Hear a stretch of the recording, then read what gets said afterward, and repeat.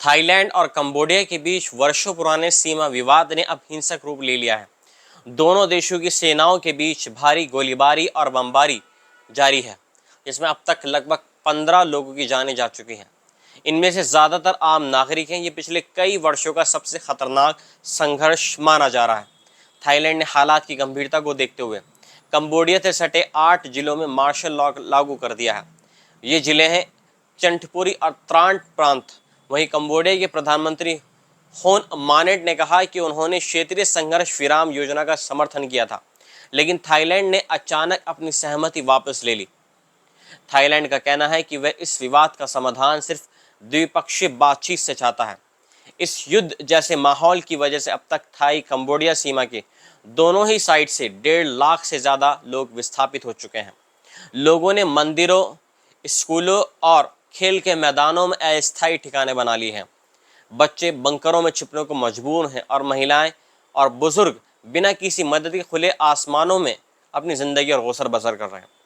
कई इलाकों में लोग अपने घर छोड़कर खेतों में बंकर बना लिए हैं ताकि गोलीबारी से बचा जा सके। बैंकॉक समेत थाईलैंड के कई शहरों में रेड क्रॉस की अपील पर लोग बड़ी संख्या में घायल नागरिकों और सैनिकों के लिए रक्तदान कर रहे हैं।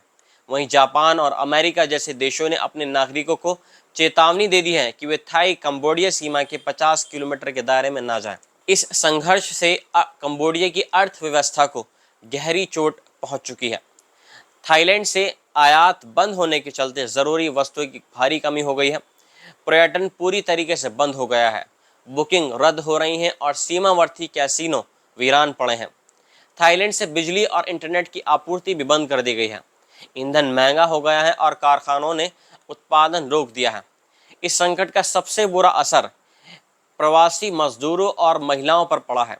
इस बीच दोनों देशों ने एक दूसरे के राजनयिकों को भी निष्कासित कर दिया है और अपने अपने राजदूत वापस बुला लिए हैं।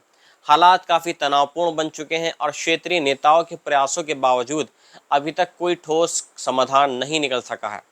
कंबोडिया के ओडार मीचे प्रांत में शरण लिए लोगों ने कहा कि वे सिर्फ शांति चाहते हैं और अपने घरों को सिर्फ लौटना।